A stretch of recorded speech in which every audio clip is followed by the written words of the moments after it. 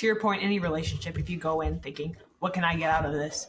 What you're going to get out of it is getting out of it. You're going to get a divorce. You're going to break up, and you're going to be hurt because you're going in expecting fire. That's fire. Yeah. Oh, I lost my train of thought now. Just saying. Yep. That's fire.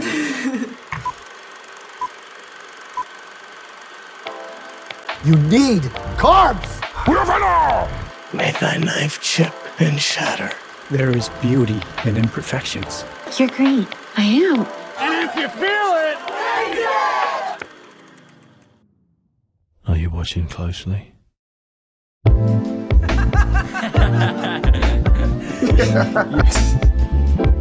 do you want it? You had the idea.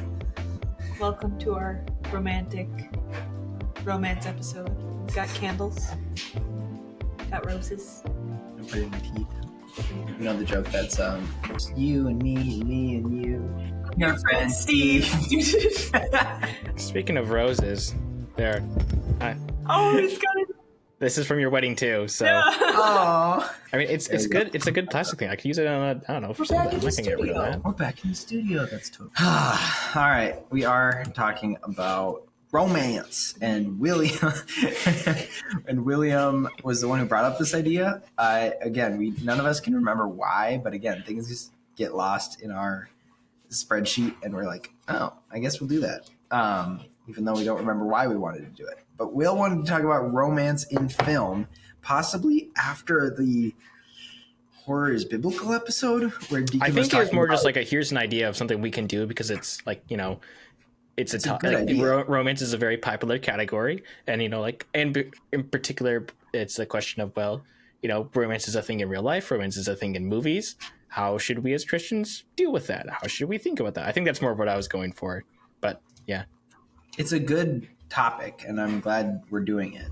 I'm just trying to track where we got it from, and Deacon brought up in the Horror is Biblical episode that often the lies of Satan find itself in more innocent things, like it's just a love story versus horror. Just a rom-com. He was using that as an example to show how horror is often more obvious of the evil versus good, and other things can hide it better. So that's what we're here for today. Obviously, we have romance expert William with us. No, we have the woman with us to make sure that the guys don't get canceled. yeah. You think I'm going to keep you from getting canceled? No, we tend to say some stuff that's a little deaf. Yeah. Okay. And I don't? you can give us an accurate representation of that, of whatever we say. I make more sexist jokes than you do, that's all. Also, yes, we did not release this on Valentine's Day because I didn't look far enough ahead. And we could have had this. No, because you were so busy planning for our Valentine's Day that you didn't want to overlap it with the podcast. No, I realized after Zach and I recorded last week that Seth, I think what you're going to say is, yes, dear, you're correct. Yes, because he was right. planning the perfect date and he just didn't have time to release a podcast. Yeah, exactly. See, I might not be married, but at least I know how the game works. Yeah, there you go. Haru. I also wanted to acknowledge that last week was a big week for the YouTube channel, getting a short that is, I believe, tapered off at 1.4 million views. Applause all around. I would say that it's all because of the angry comments saying I was wrong, and I might have been wrong, but it's not because I was arguing it for a fact. It's because it's a theory. A game theory. I like how that's the one, that's the short with the least amount of original co-hosts too. Like it's Ellie, Seth, and Michael. And yeah, I just find that somewhat ironic. So apparently we just need to have the women on more often. We'll do better, I guess. I don't know. The interesting thing about the analytics of that video is, one, yes, most of the comments were negative, telling me that I was wrong, and I will admit that it's not canon, whatever I was arguing about Isha, but also you can say that's where it got millions of views, but the likes way outnumber the dislikes. It's like a 99% like to dislike. I think more likely what's going on there is that's just it's a short, so people are skipping through it on an Arcane Shorts binge or something like that, and they're like, "Oh, that's interesting. I didn't think about that." And then the people who are just angry are like, "That's probably what's going on there." In my, I also found out that about 200 people watch shorts on their TV. I don't know what the draw is for that, but If you do that, you're wrong. if that doesn't speak couch potato, I don't know what does. Like, yes, let me get my dopamine hit, but in 4K. You can't even watch on your phone. You have to do it on the TV. I feel like that's more work. You gotta start at the TV, open YouTube, and then you're like that's such an effort too, because you have to like click through the remote every time. Like with your phone, it's like, but like with like the TV, it's like, just with your chin up. I don't know. I'm not an expert on that stuff. Working on your posture, you're not always looking down, then you like look up for like an hour. Yeah. Whoever is here because you found our short, welcome. There's like 300 of you because we got a number of subscribers, and that's really cool. Not doing this for me, not doing this for the money. Because there is no money. There is no money right now. But grateful. And that was fun to see happen last week. So it was great. All right. Well, we might as well get into the meat of the episode. Romance. William, do you have some sort of thesis that you've written out? Because as I'm looking at our notes, it has 6 words on our notes, and that's about it. I don't really so much have a thesis. I more of like have some notes because, I mean, romance is like, well, let's put this way, like love in a broad sense, like any type of love, you know, like platonic, romantic, whatever. That's one of the most common human traits you can have, or emotions you can feel. And so romantic love in particular, like almost 99% of every person on the planet goes through that, has some romantic feelings towards someone. And so it's not at all surprising, like, you know, in our literature, going back throughout all of history, romance and themes of romance and romantic stories and love stories have been very common. And so therefore it's not surprising at all that like there's like a huge market for that in Hollywood. I didn't actually look this up, but I'm kind of curious, like if you section off the different like genres, I suppose, for like movies, like how big romance as a category would be. I assume it would probably be one of the biggest, if not the biggest, like productions, just in like in regards to like how many movies are produced about it and TV shows and stuff like that. Because it's very, very common. Doesn't mean it's all high quality, but it's very like it's such a common human experience that it's only natural that it's going to be very prevalent in any culture, and especially like a movie industry where like, you know, you can just pump them out. And the other thing that I was actually kind of thinking of is that I think I've mentioned this before, but I think I've mentioned this before, but horror is kind of common to create, or it's kind of easy to make, because you can have a very simple horror concept and you can make a low budget horror film, and you can do something fairly similar with a romance story where, you know, like everyone knows how like 99% of romance stories go. Like that's kind of the whole point, is like two people meet, they go through some difficulties and then they end up together. That's usually how romance stories go. And so you can pretty much do anything in between that. And a lot of romance stories can just be like rom-coms or whatever. They can be a very simple concept that you can execute like a million different times, and each can be a little different, and you can like pretty easily make a low budget romance film that can make a big splash and get a good comeback for profit. So I think that's also something that's uniquely similar between those very two different type of genres. The numbers are all over the place. On one chart between 1998 and 2017 has romance in 4th place. Drama wins out by like 50%, comedy at 2nd place at like 25%, and then romance and thriller basically even after that. Ellie also pointed out that there was a common theme. Actually, technically, crime movies peaked in 2000 and then 2 years later Y2K it turned into romance. So I don't know. I'm going to save this to make sure. Early 2000s romance movies. I guess that was the thing. Yeah. I mean, I think that was kind of like the era of like the main, maybe not like early 2000s, but like that kind of like, early 2000s, I feel like was common era of like rom-coms in particular. Yeah, like, I was gonna say all my favorite rom-coms are from that era. what's the famous actor who's in like all of like the old rom-coms? What's his name? The Southern guy. It's the all right guy. I can't. Matthew McConaughey. Oh, yeah. I didn't know. There you go. He was Yeah, in- that's I can't. I don't know. I think it's I his didn't know name. he was Like in rom-com. he's kind of like yeah. the yeah. king of rom-com. Like maybe not right now, but like he was kind of like the face of like rom-com for that era. I think that's kind of like that was like the peak rom-com era, at least for that period.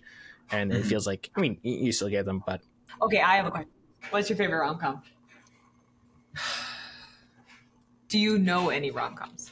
William, you sound like you're actually kind of versed in it. Well, he that's has only sister- because I have two older sisters. So Yeah. yes, Seth does not. So I he was need spared to that experience. look but up a list to see if I've seen any of them. William, do you have a favorite? Again, I'm not much of a rom-com guy, but that's why I'm thinking of Matthew McConaughey, because there's two of them that I've seen that I'm like, oh, those are pretty good. There's the one with J-Lo, and I can't remember the name. It's The Wedding Planner. There we go. That's one. Princess Bride. Would you? That's not a rom-com. But they talk about it being a kissing movie. I know. That's not a rom-com though. It's I know, not by definition of a rom-com, but it's a romantic comedy. But it's It's not a rom-com. not a rom-com. Yeah, so I think what we can learn from this is that I don't know my romantic comedies or have not even seen any. I don't have an answer besides Princess Bride. William, what is your answer? I'll just throw this one out because it's like the best one I can think about. The one with The Wedding Planner. I think that's what it's called, because that's the one with J-Lo and Matthew McConaughey. And there's another one with Matthew McConaughey that I can't. That's what's it called? I can't remember the other one. Those ones are like, I'd say again, I don't really care that much about the genre, but like if I had to put one, I was like, maybe that one, I suppose. Holy cow! I'd watch it, I suppose. Just Oh yeah. sorry, I'm looking at the poster. He's so young and dorky. I know, and he's got the blonde. glasses too. And blonde. I know. Oh my gosh, that's funny. Again, it was that era, and he was the king. All right. Well, my favorite is 27 Dresses, and I actually saw that on the list when you were looking that up. I've don't not know. heard of that one. That's such a common one. If there's any girls listening, I guarantee you they've seen it. She's like a bridesmaid at everyone's wedding, and it's like it's funny because she doesn't actually get married until she meets someone. Okay. It's fun. It's just fun. Yeah. Okay, so what's wrong with romance in films? Okay. Well, so there. I think. Do you want me to explain it to you? Yeah. That's why we're here. I think there's kind of like a few things about romance that, one, again, it's a personal thing. Like a lot of people like, and this is a stereotype, but it's also true. Where it's like most girls are gonna like romance movies than most guys, like generally speaking. And like, you know, sometimes like, again, like I have two older sisters, so I've seen like a lot of like that, like the chick flicks, rom-coms, meet cutes, whatever they call them. All those type of things. I've seen like a good amount of those, and most of the time I'm like, oh, okay, whatever. Like it's not like personally interesting to me. And I think that's also just like the part of the dichotomy between guys and girls. You know, it's just like we're wired differently, and so sometimes we care about different things, and we have different interests generally. And that's kind of the same thing for horror, although horror is a bit more selective, where, you know, some people like the genre in and of itself, and some people just don't really care at all for it. So there's that aspect of it. But there's also, I think, romance is a very good way to analyze what a culture or a society like thinks about like love, because, you know, this is what we say is either ideal about romance or how it should be done, or what's the rituals for doing romantic gestures and dating and whatever. And so I think it's a fascinating way to just kind of like study like what do we as a culture think, and as you look at like older romance movies versus newer ones, and like what's the difference and how has that shifted. And I think, and I would say that for modern romance movies, the one thing that kind of sticks out to me is how much more generally promiscuous stuff is when you compare it to a lot of older things. And again, that's not like for everything. And I think that there's like most of the stuff that my sisters, for example, watch, and I think that a lot of the major normal, generally speaking, romance movies come out are not like terrible. But there's just a lot, as I've noticed, a lot more generally things that I'm a bit more hesitant about. They're just accepted and just thrown in there, and just nobody throws a fuss about anymore.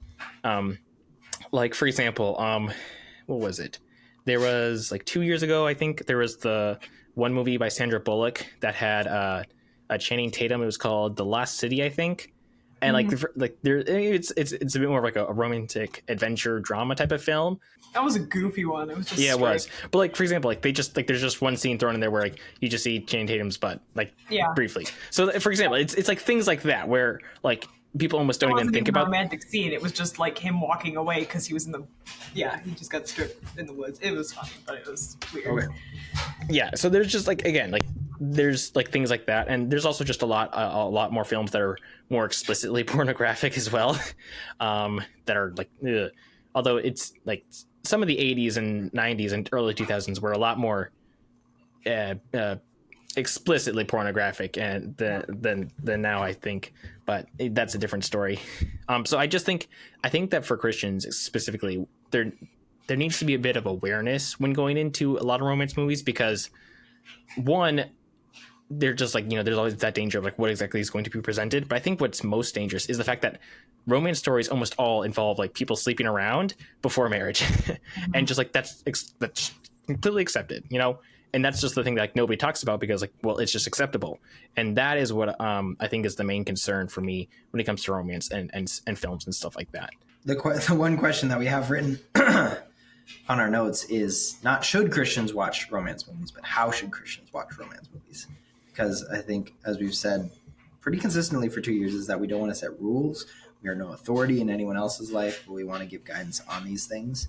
And so that's what we're talking about now, is how should we keep in mind open, acknowledging what goes on, what tropes can we see, and making sure that we're not falling prey to those. We don't want to set rules. That being said, here's my rule.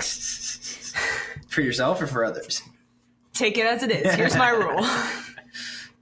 I do not watch romance movies when they come out until I see someone else's Christian review on the movie, because we've talked about this before. PG-13 isn't the same as PG-13 even 10 years ago. Mm-hmm. It's pushing the line more and more. You can have more F-bombs in it. You can have more sexual content in it. It's starting to air more towards what would have been considered rated R 10, 20 years ago. Mm-hmm. And so if I'm going to go see a movie, like a romance movie, it's got to be like, I want to hear what's in it, how much of it is in it, because I am not going to push that line with myself. Personally, with my conscience, I cannot do sexualized content. I cannot watch it. It makes me uncomfortable. I don't push that. And so when it comes to romance, it's almost expected that that's going to be in it unless someone tells me otherwise. So I just don't touch it unless I see that it's permissible. Yeah. There's multiple different ways that it can be done. Sometimes it's the only thing the movie's about. Sometimes it's an unnecessary addition. Sometimes it's used as genuine inspiration, a driving force for the main character. Yeah.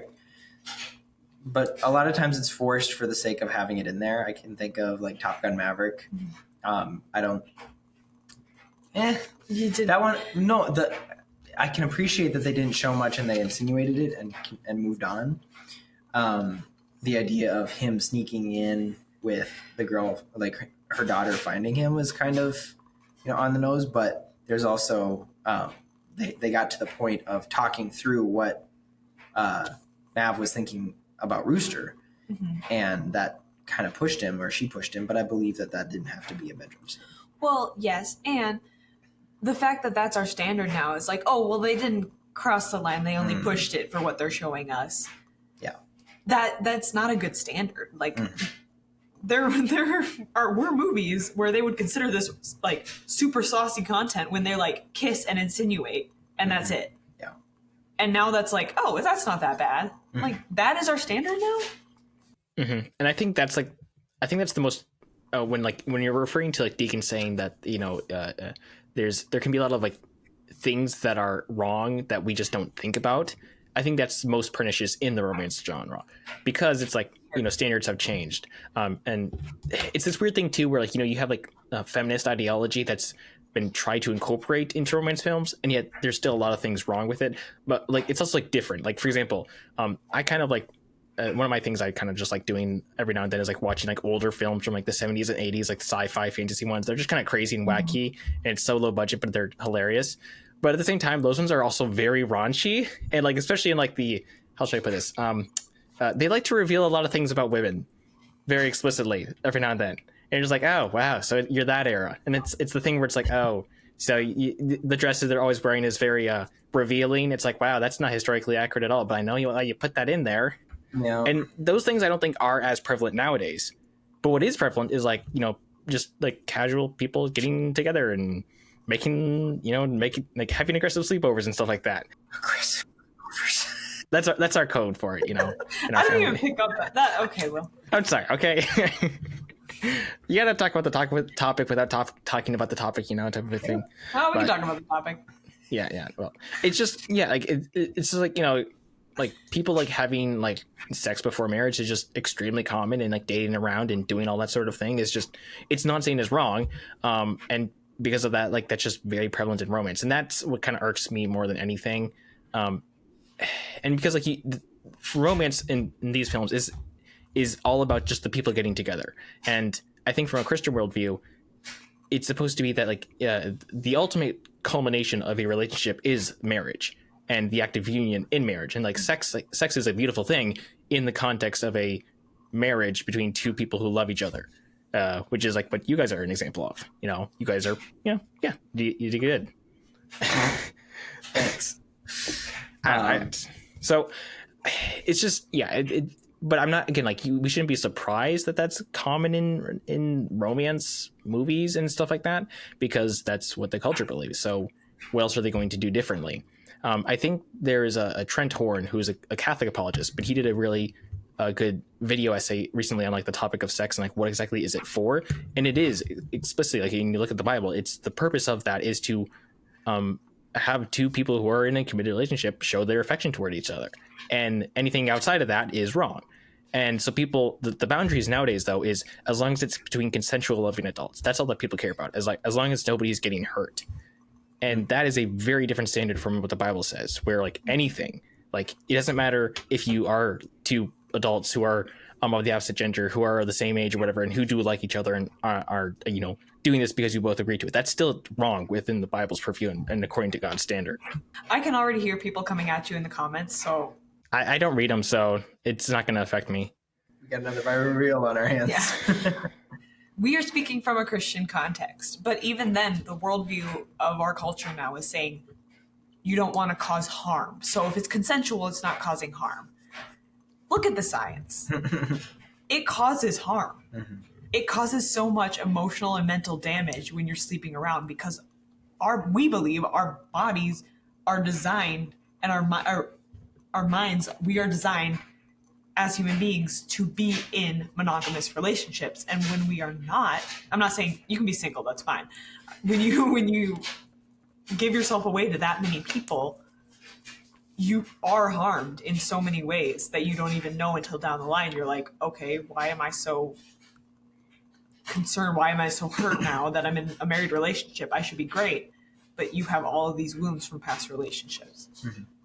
And I wonder if these changes in culture are influenced by these romantic movies, or they influencing to those movies. We've talked about the ebb and flow of, does culture influence media or vice versa?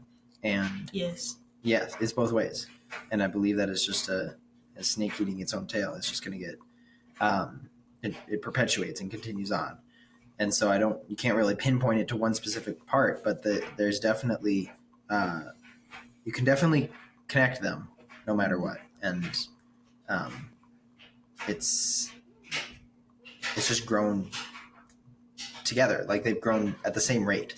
And it's tough to see, and something that Christians have been trying to fight back. And I know we're not going to change Hollywood, and we're not going to change the culture, but we can change one heart or mind at a time. And I believe that we can't change people's hearts. True, but I'm saying, like, you need I want Jesus. Father, youth pastor, who I believe probably does a pretty good job at bringing to light the things of the heart and especially in teens. That's important. And seeing these things everywhere in movies, in goofy shows or goofy movies, like if Parent Trap does count, it's a goofy movie that could influence a kid more than you realize. And that is something you always want to keep a pulse on. The modern romance movies definitely emerge out of the current cultural zeitgeist, but they influence the next generation in particular. Mm-hmm. And so the people who are my age or younger, when they're growing up and watching these type of films, and I think it's not even so much movies now, it's more like on like YouTube and TikTok and things like that, which is more prevalent, I'd say, and even often worse, because with like a romance movie, like, you know, you're trying to be generally appealing to a broader audience, and like there's a lot of not so good stuff on the internet, and everyone knows that. It just makes it really hard, I think, for people who are growing outside of a Christian context, and even in a Christian context, because we're not perfect, no family is. But it's so easy to fall into a prey of thinking, oh, you know, this is what love is. It's just like, as long as you feel emotions towards someone. And my pastor used to have a really good way of defining love, is that love is a conscious commitment to the welfare of the loved one, regardless of cost to self. And you can maybe quibble with that definition, but that I feel like is a very generally good definition for understanding love, because it's a behavior we have. Now, you know, I'm a guy and I feel, you know, things towards women, obviously. And, you know, like that's not necessarily a bad thing. And like lust is an issue, like for everyone, like people can struggle with that. I don't think that's personally that much of my issue, but like, you know, like if I see someone who is attractive, I can recognize that and I can feel emotional response to that. And that's not necessarily a bad thing. And so, you know, like people, I think that there is certainly a demographic within Christianity who's like, oh, there's like kissing and stuff, and you know, like there's can be an extreme reaction. You don't need to be that overreactive towards it, because like, you know, love is a real thing, and I think it's a fine thing to appreciate a love story, because we all want to see people like ending up together happily ever after type of a scenario. Like everybody wants to see that. Like, you know, I like one of the happiest moments in my life recently was going to your guys' wedding and seeing two people who love each other, like cementing their vows and saying like, I love you and I want to be with you for the rest of my life. And I'm going to be committed to you. Like that's something that is worth admiring, and worth appreciating. And, you know, it's like, you know, even if it's like a simple chick flick, I can understand why some people really enjoy that. It's just that what is being presented is often case not what should be presented, or what should be considered as the model. And if you're a kid or whatever, or you're growing up in this and you're seeing that, that's going to be what your understanding for dating, marriage, relationship is, where it's like, you know, I don't even know what the demographics, but like there's like half of the people or a fourth of the people in the United States like end up getting divorced in their marriages, and and there's a lot of reasons for that, but that's a very sad state. And it's not like romance is the only reason for that, but how you understand relationships and marriage and commitment is going to influence your own relationships and marriage and commitments with other people and your spouse. Yeah. To your point, any relationship, if you go in thinking, what can I get out of this? What you're going to get out of it is getting out of it. You're going to get a divorce. You're going to break up, and you're going to be hurt because you're going in expecting fire. That's fire. Yeah. Oh, I lost my train of thought now. Just saying. Yep. That's fire.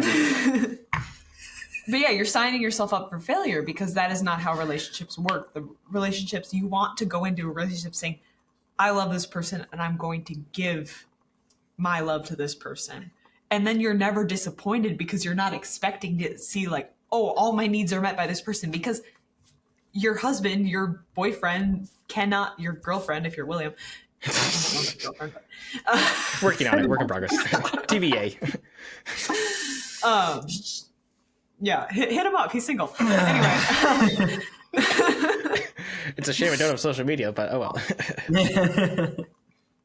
Your husband cannot meet all your needs, is what I'm saying, because we're not meant to meet each other's needs. And so if you go in thinking, he's going to meet all my needs, I'm going to be so taken care of, like the rom-coms where it's like, oh, he's so romantic, he knows everything about me, he guesses what I'm thinking. Girls, they don't do that. You took the mind reading rib with when Eve was created, so we can't do that anymore.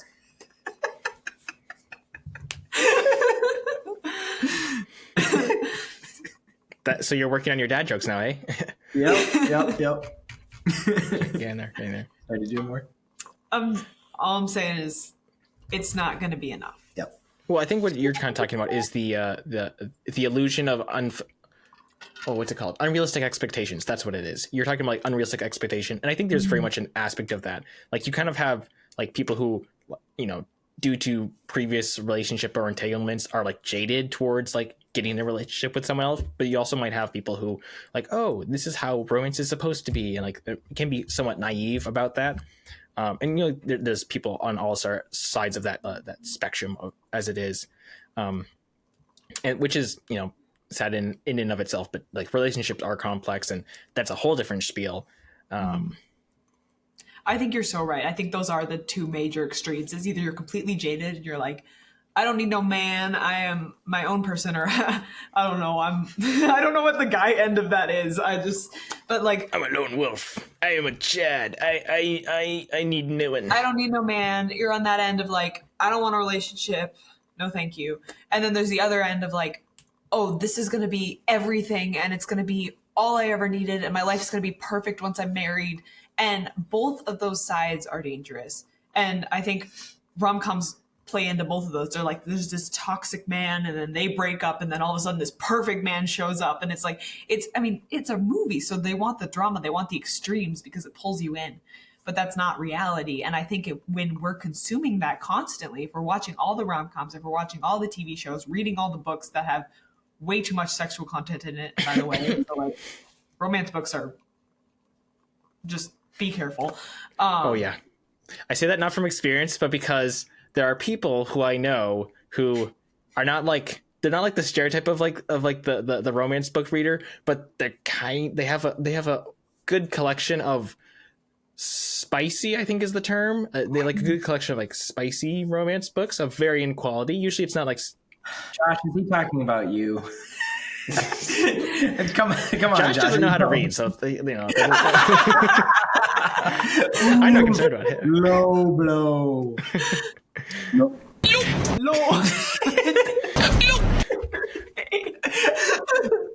You probably don't know the meme, but I got Ellie hooked up. Low deeper fade. Low deeper fade. Yeah.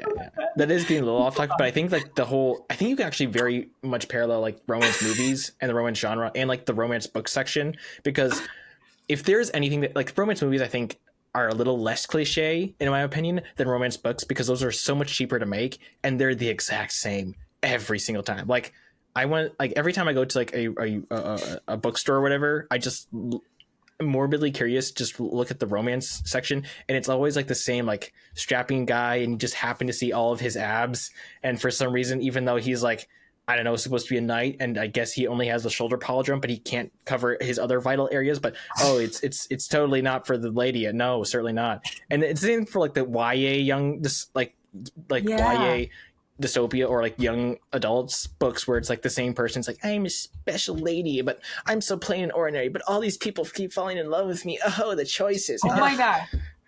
That's another thing. Be so careful with young adult novels, because they market those as if they're for children, and they are not.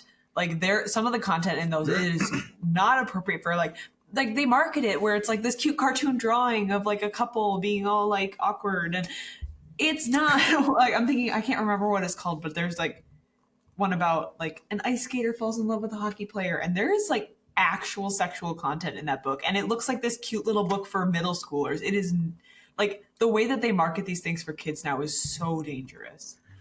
Mm-hmm. Yeah, and there's also a couple of books that I've just like opened because like I like fantasy stuff, and there's I think the Fae romances, because of Sarah J. Maas, who wrote the Throne of Glass. She's kind of popularized the Fae romance, which is, like any romance, but just with little magical elements to it. But those ones also, from my experience, there tends to be a lot more of graphic stuff when in romance books that maybe isn't presented as much in movies in certain circumstances. Which again, part of this is going to come down to a bit of like a personal what can you handle type of a situation, because some people. For any sin, I think there's like people who have a greater resistance, maybe, or there's like certain things that just don't faze them as much.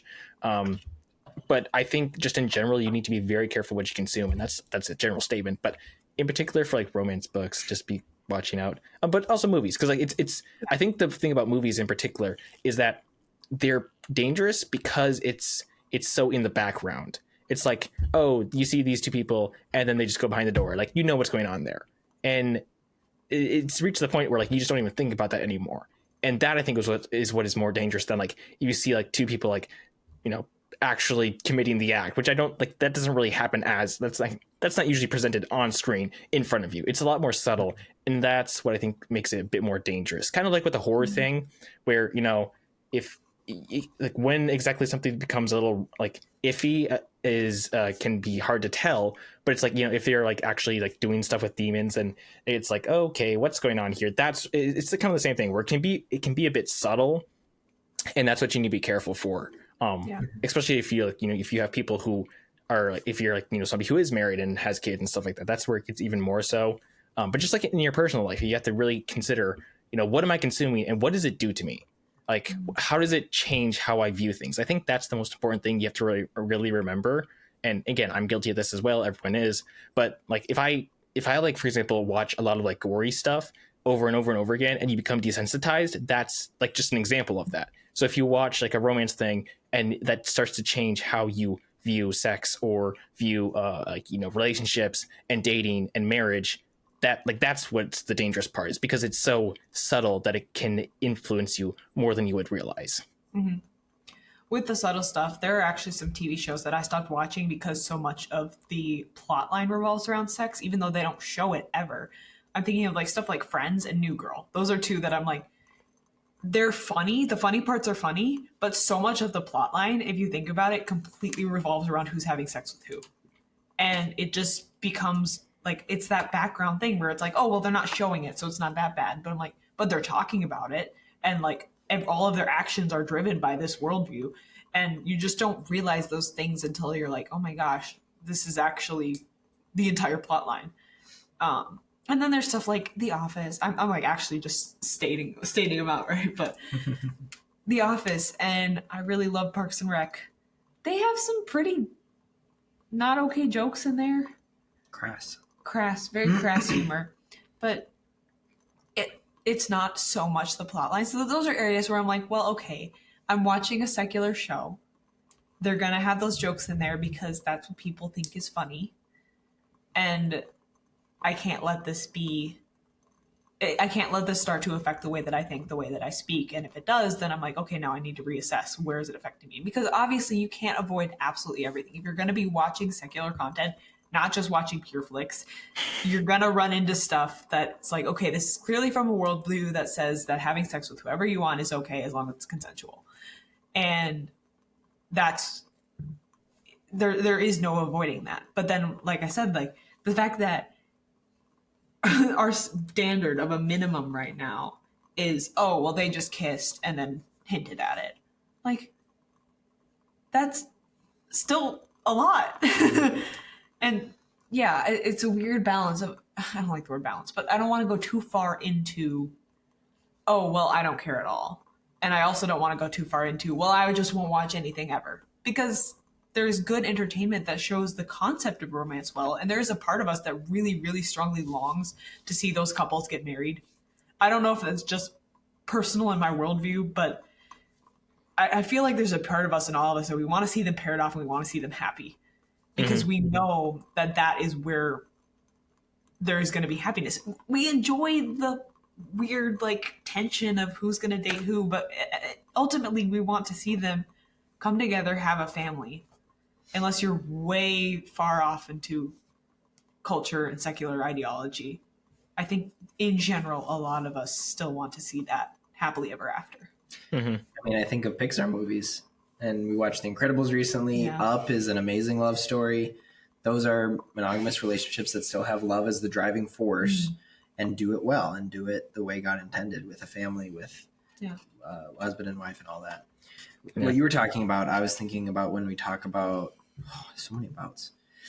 We talked about a lot. The tool VidAngel is a good tool, but there's only so much you can cut out. There's themes that go deeper than just, I cut out the kissing and I desaturated the blood or something like that. There's themes that you cannot cut out and just have to be more aware than just acknowledging that they exist. So there's more to it, I suppose. Yeah. But I think we should actually talk about the pure flicks and that type of thing as well, because that's an important thing that should be discussed when it comes to this. But one thing that I just want to go on something else first, just briefly. Dang it, I just lost my train of thought. Shoot. Hold on. It's coming back. Like trains. You like trains. Actually, not that much, but they're okay. Okay. It's okay. Oh, yeah. So, and I think, again, I don't want this to become just all focused on ooh, people in movies have sex and outside of marriage. That's bad, which you get, it is, but I don't want that to be the sole focus. But maybe this is just something I've noticed, but I think it's more the case is that they just a lot of TV shows and movies just seem to be, for lack of a better term, very horny. And in my experience with a lot of TV shows in particular, the culmination of a relationship always seems to be some really sexual, the sex scene, the ultimate sex scene. Actually, there's a good way I can point to this is in video games, for example, the culmination of 90% of your romance in a video game with a video game character is the sex scene. For example, in Baldur's Gate 3, that's almost every character. You have completed your romance and you have romanced that character fully when you have this sex scene between the two of you, and it's consensual, it's loving, blah, blah, blah, blah, blah, and things like that. And I think that is what really irritates me, where you're taking sex, which is, again, it's a very important, beautiful thing, but it is only so beautiful in a certain context. And that is in the context of a loving marriage. And you're just making that the ultimate climax of the relationship. The sex scene is the ultimate final part of the relationship. That's what seals the deal, so to speak. And I think that's somewhat ironic where, in the Bible, I can't remember the verse, but it talks about if you give yourself to someone else in intercourse, you're kind of you're binding yourself to them in something that's a little bit more than just physical. And I think that's something of an echo in that, where you see sex is the ultimate sign of that you've committed to the relationship, even though there's a lot of casual sex that's thrown around as well. And that kind of breaks my heart, because as you kind of pointed out, we should all really want the culmination of your relationship to be the marriage, because I'm not marrying you because, you look good or you're attractive or, you have wealth, or because, we can have great times together in bed or whatever. It's because I love you and I'm going to be committed to you. And, I'm blessed to have some really good godly parents. But they've had rough times. It's not all happy daisy, but it's the fact that in a marriage, ideally what you're saying is, through the bad times, through the rough times, no matter what's going to happen, I'm sticking to you. Okay. You and I, we're committed together in this relationship, especially if you're in a Christian relationship. We're keeping God before both of us. And that's going to be the cornerstone of our relationship. Mm-hmm. And when you're just replacing that with, I feel an emotion towards you, or I really, really, really love you. We've had sex now, so that means we're together, I guess, unless I just, want to do it with somebody else. That's such a cheapening of a relationship and of a marriage. And I think that's the most dangerous part about a lot of the romance that we consume, is that it's just all about the emotions, what you feel, what you expect for someone else. And when you don't have those expectations fulfilled in any way, whether it's economic or financial, or, they didn't treat me the way I expected to, or whatever, then that's partly, I think, the reason we have such a broken dating relationship and matrix. That's part of the reason I think we have such a broken dating relationship and marriage and all of that in the world today. Again, there's a lot of factors to it, but the way that you view that and the reality of life is part of that in this large degree.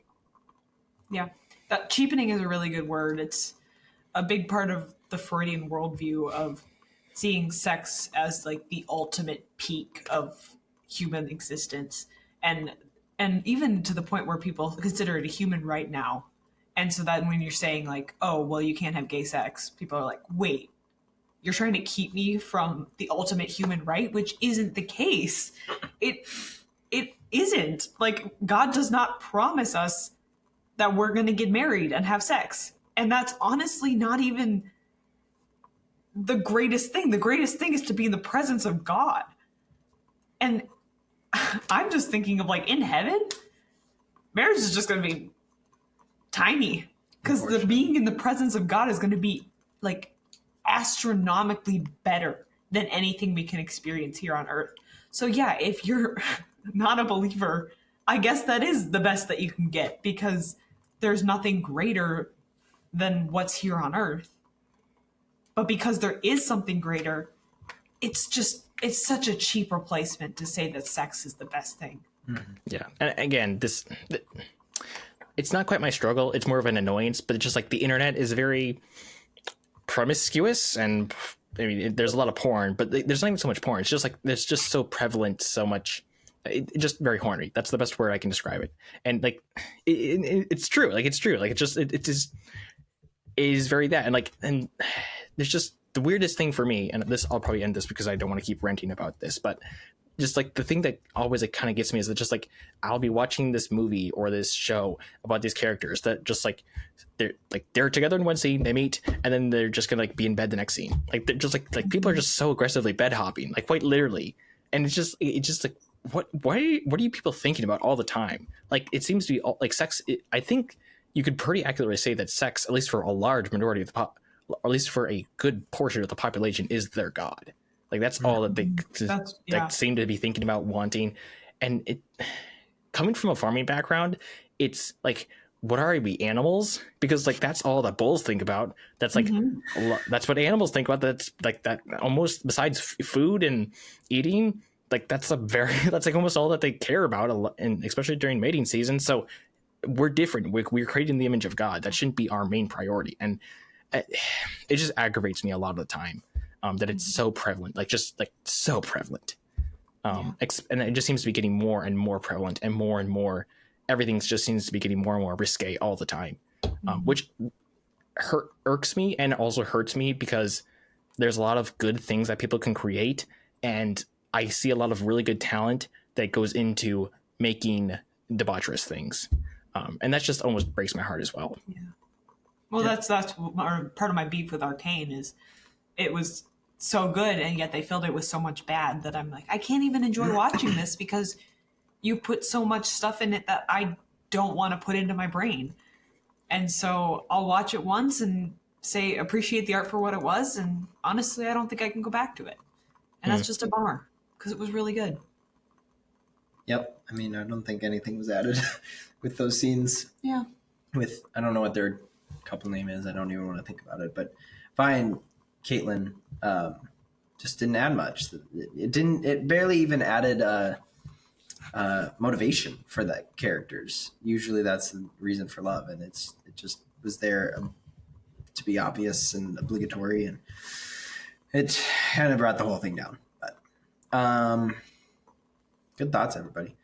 Yeah. You have more? Now to Pure Flix. Pure Flix? Well, I think we should actually discuss that though just a little bit, because again, we've kind of talked about, like, you know, the very debaucherous, raunchy, like, oh, the culture is this, and, you know, maybe I'm sounding like a crudgy old moralist or something, like, you kids are having too much whatever nowadays and all this gosh dang movies, whatever. But there's also like the Christian romance genre and Christian romance movies, and the Christian movies in themselves, which is a different topic, which we will get to one day. But that's a whole different thing, which I think we should also discuss. And I think actually Deacon, I think, talked about it one day where, like, he was confused, like, like, why is there so many, like, there seems to be like a very common subgenre of like the Christian historical romance genre for women. That is, and I can confirm, because I have sisters, that is, yes, they like that a lot. It is true. There is a big genre of books for that. I don't know, like, maybe what's your guys' thoughts on like that? Because I'm not surprised that exists, because again, we all have a yearning for romance, and those stuff are usually tame, but I think they also have like their own kind of problems as well. I don't yearn for romance, I yearn for the Mayans. I mean, okay, I'm actually a sucker for, I call them Christian romance crime thrillers, And there's like 2 or 3 authors that I love that write that in that way, but those are the ones like, yes, it's corny. And that's one thing, that's kind of my beef with PureFlix stuff, is where they take like the good art and take that out along with the sexual content. And I'm like, can you just have the art and then like a nice love story. Wholesome love story? Because those exist. Yep. Wholesome love stories are great.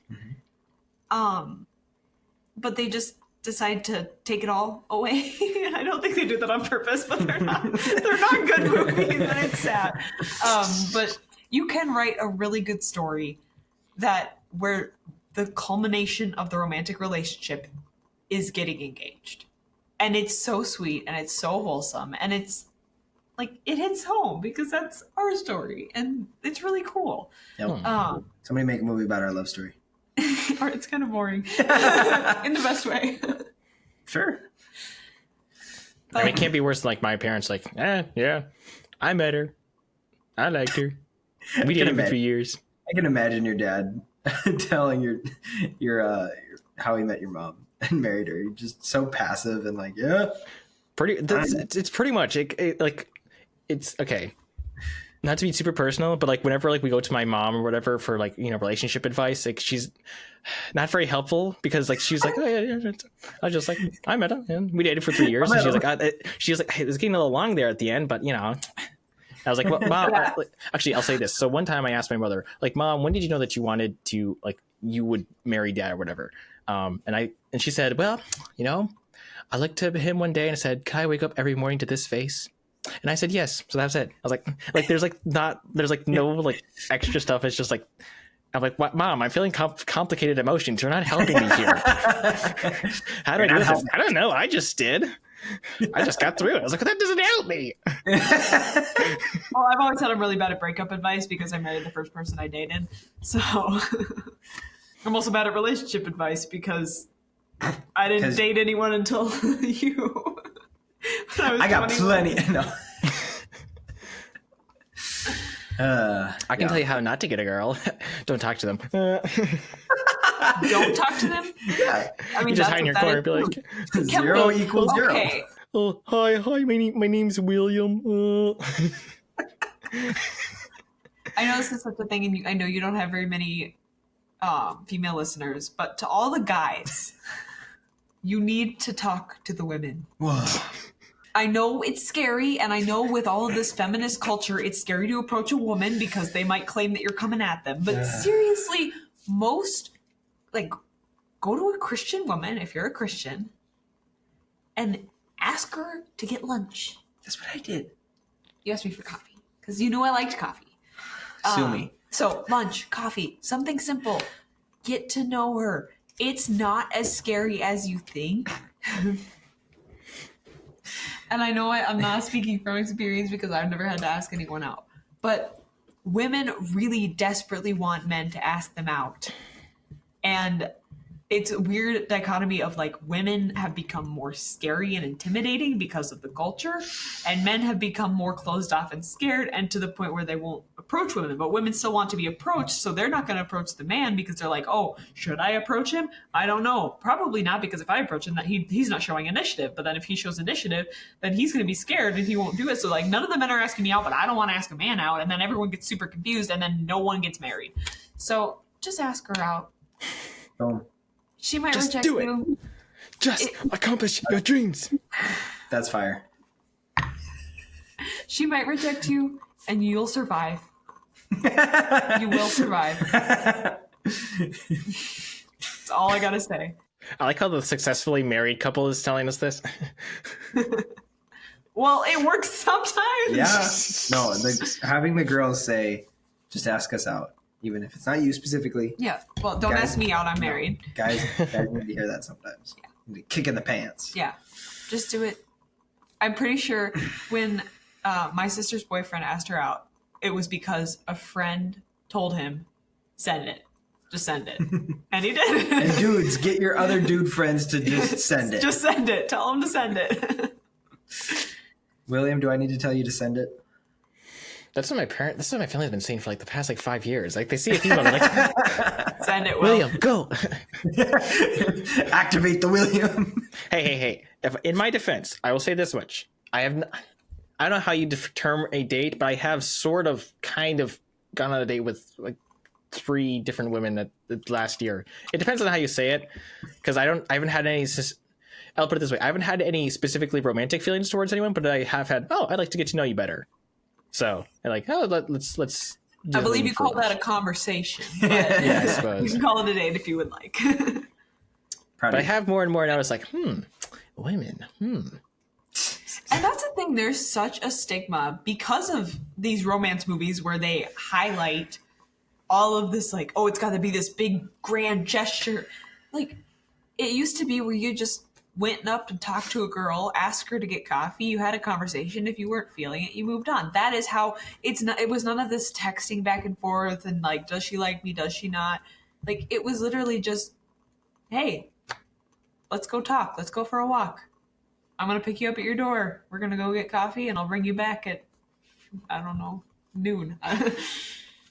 I have a lot of thoughts on The Office and Pam and Jim, but the fact that he had his proposal to her outside of a gas station is one reason why people like that show, even if, again, thoughts on Pam and Jim are going to stay away from this conversation. But it's very sweet that it's like, it doesn't need to be grand. Just make it normal. Make it fun. I proposed to you by a dock after the river overflowed. Yeah, that's true. Anyways. Yeah. We got more? Are we good? I think that's pretty much it. Like, yeah, I mean, again, it's just like some general thoughts about it. And the romance thing can so easily. I think you can do a whole episode on just like romance in general and how should Christians approach that as well. But that's a whole different spiel. But I think kind of like the main thing that we've kind of been talking about here is mostly like, if you want to watch a romance movie, like that's not, again, it's not like that you're sitting if you do that. Oh no, like it's, everyone loves a good romance story. Everyone loves a good love story. But I think as Christians, we need to be aware what are our standards of love and relationships and romance. And, we need to like have those grounded in biblical principles.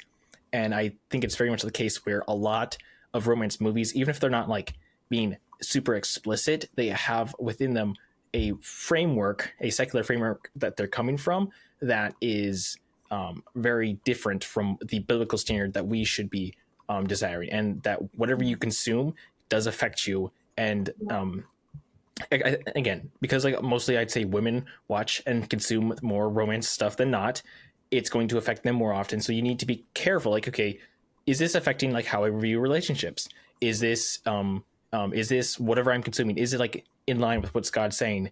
And if not, in what ways? And is it still acceptable if I continue to consume this? Like, is it affecting me as well? That's kind of a case by case basis, but you need to be considering that. And also just like really be careful, especially on the internet, because it's a dangerous place out there.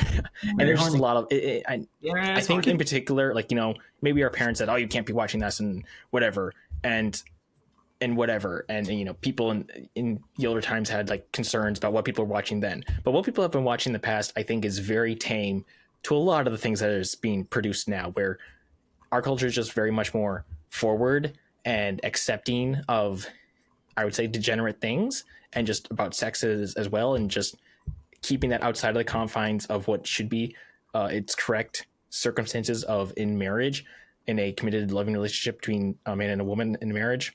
So that's just a very difficult thing to deal with. And yeah, I think it's just overall a lot harder to watch and consume more romance stuff than not, because of that. It's just so pervasive nowadays. But again, like, everyone loves a good love story. I'm always satisfied whenever you can get to the end of a story and the two people who do earnestly love each other are actually committing to each other. And that is satisfying. And that's like a very good thing. It's a happy thing.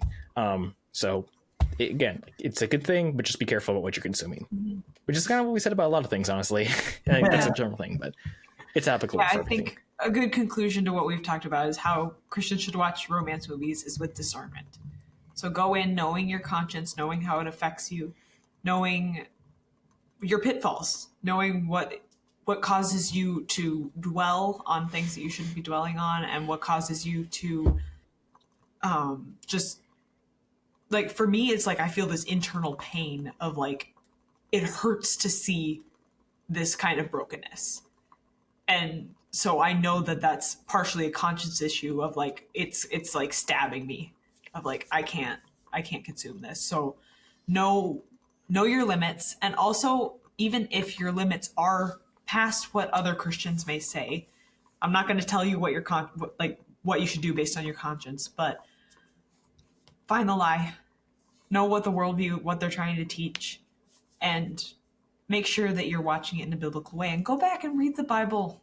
Just see if what you're consuming is lining up with how a Christian should be living, because it's very possible that you've become hardened, your heart become hardened to the culture.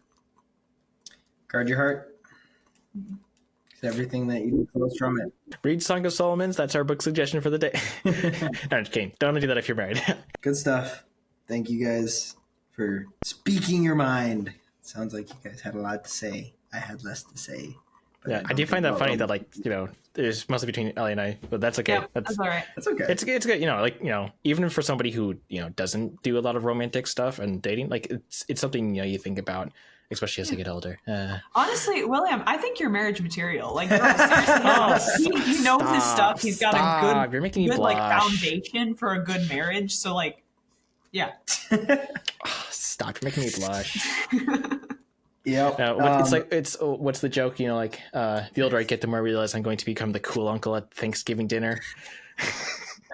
I'm not actually that concerned. Like, you know, my parents only married when they were like 30 or something like that. So I'm fine.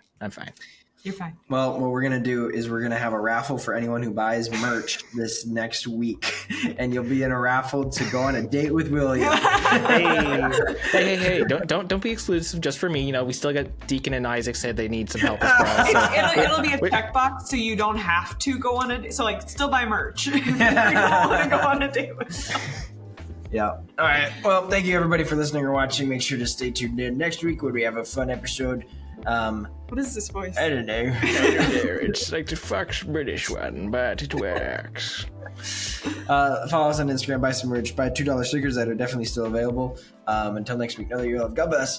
Bye. See ya. Where there's a will, there's a way, or something.